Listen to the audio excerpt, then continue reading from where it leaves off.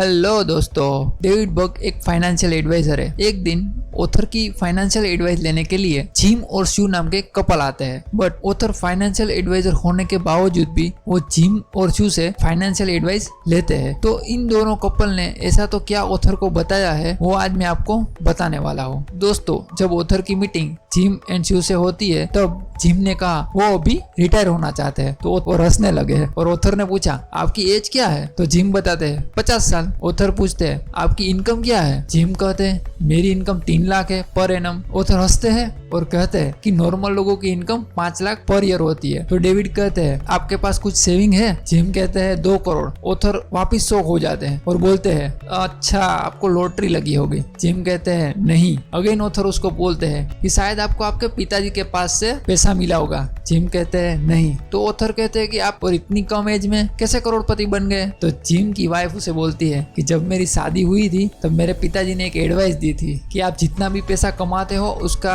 10% पहले खुद को पे करो, उसके बाद जो अमाउंट बचता है उसे आप प्लानिंग करके खर्च करो। तो ऑथर जिम से पूछते हैं आप अभी कितना सेव करते हो। जिम कहते हैं कि स्टार्टिंग में तो मैं सिर्फ 4% करता था पर अभी मैं 15% करता हूँ। तो डेविड कहते हैं आप ये कैसा कर पाते हो। तो जिम ऑथर को कुछ प्रिंसिपल बताते हैं। वो आज प्रिंसिपल मैं आप सब लोग के साथ डिस्कस करने वाला हूँ, तो लास्ट तक बने रहेगा। अगर आप भी कम पैसा कमाते हो तो आप भी एक करोड़पति बन सकते हो। तो चलो दोस्तों प्रिंसिपल स्टार्ट करते हैं। पहला प्रिंसिपल है लाटे फैक्टर। ऑथर ने जो फर्स्ट लेसन जिम से सीखा था वो यह है कि how much you earn has almost no bearing on whether or not you can and will build wealth. इसका मतलब ये है आप कितना अर्न करते हो वो जरूरी नहीं है आपकी वेल्थ बनाने में और अमीर बनाने में। चलो दोस्तों मैं इसको एक एग्जांपल से डिटेल में समझाता हूँ। आप डेली बाहर चाय पीते होगे तो उसमें 20 या 30 रुपया खर्च करते होगे। आप सिगरेट जंक फूड खाते होगे तो उसमें डेली 50 या 60 रुपया खर्च करते होगे। अगर आप ये खर्च थोड़ा कम कर दो तो आप उसमें से 30 या 35 रुपया डेली बचा सकते हो और आप अमीर बन सकते हो। तो आप ये खर्चा कम करके जो पैसे बचाते हो उसे ऑथर लाटे फैक्टर कहते हैं। इसका मतलब आपने जो डेली 30-35 रुपया बचाया है, जो मंथली करीबन 1000 रुपया होगा, उसको आपको म्यूचुअल फंड या स्टॉक्स में इन्वेस्ट करना पड़ेगा। तो जब आप ये इन्वेस्ट करोगे तब आपको रिटायरमेंट के टाइम आपके पास एक बहुत बड़ा अमाउंट होगा। आप दोस्तों देखते ही हो कि शेयर मार्केट में एवरी ईयर 12 से 15% बढ़ रहा है। इसका मतलब एवरी ईयर आपका पैसा 12 से 15% ग्रो होगा। आप ऐसा कंटिन्यूअस करोगे तो जब आप रिटायर होगे तो आपके पास करीबन 50 या 60 लाख होगे या उससे भी कहीं ज्यादा। तो कई लोग कहेंगे अरे क्या कुछ बेवकूफ बात कर रहे हो, 30 साल के बाद 50 लाख की क्या वैल्यू होगी। तो आप थोड़ा सोचो, आप भी एक साथ इन्वेस्ट नहीं कर रहे हो। ऐसा भी हो सकता है कि आज जो 1000 रुपया आपको बड़ा लग रहा हो वो 15 साल के बाद बहुत छोटा लगे।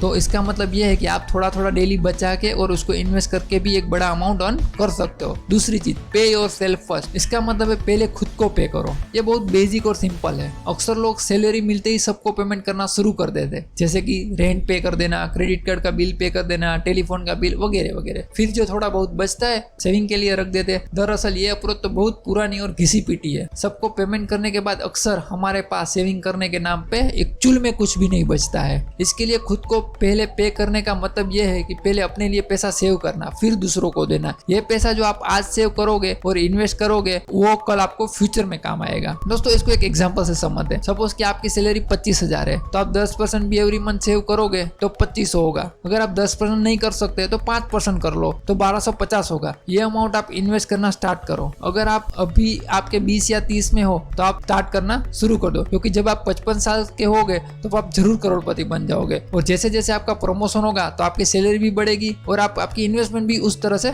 बढ़ा सकते हो और ये आपको फ्यूचर में बहुत बड़ा रिटर्न देंगे। चलो दोस्तों मैं आपको एक चार्ट से पहले इसको डिटेल में समझाता हूँ। दोस्तों एक था राहुल जो म्यूचुअल फंड में इनिशियल इन्वेस्टमेंट करता है 5000 रुपया और बाद में हर मंथ 1000 रुपया म्यूचुअल फंड या वो स्टॉक में इन्वेस्ट करता है। उसको 30 साल बाद अप्रोक्स 42 लाख रुपए मिलता है। वहीं उसका एक फ्रेंड है राज जो इनिशियल इन्वेस्टमेंट करता है 1 लाख रुपए का और उसके बाद हर मंथ 1000 रुपया स्टॉक या म्यूचुअल फंड में इन्वेस्ट करता है। तो दोस्तों राज को 30 साल के बाद मिलता है 81 लाख रुपए। दोस्तों आप देख सकते हो कि राहुल स्टार्ट में बहुत कम मतलब सिर्फ 5000 रुपए का इनिशियल इन्वेस्टमेंट करता है तो उसे सिर्फ 42 लाख मिलता है। वहीं राज 1 लाख रुपए का इन्वेस्टमेंट करता है तो उसे 81 लाख रुपए मिलता है। वहीं दूसरी ओर देखोगे तो उसका रेगुलर इन्वेस्टमेंट दोनों का सेम ही है 1000 रुपीज। तो इसका मतलब ये हुआ कि आप जितना जल्दी स्टार्ट करोगे और आप जितना जल्दी बड़ा अमाउंट इन्वेस्ट करोगे उतना ही आपको फायदा होगा। तो दोस्तों इससे अपने को क्या लेसन मिलता है कि आप छोटा छोटा अमाउंट सेव करके भी एक बहुत बड़ा अमाउंट अर्न कर सकते हो। तीसरा प्रिंसिपल है ऑटोमेटिक इन्वेस्टमेंट। आपको अलग से बजट बनाने की कुछ जरूरत नहीं है, आपको डिसिप्लिन फॉलो करने की भी कुछ जरूरत नहीं है। सेविंग को ऑटोमेटिक बना लो ताकि वो सीधा आपके इन्वेस्टमेंट अकाउंट में चला जाए। बस आपको एक बार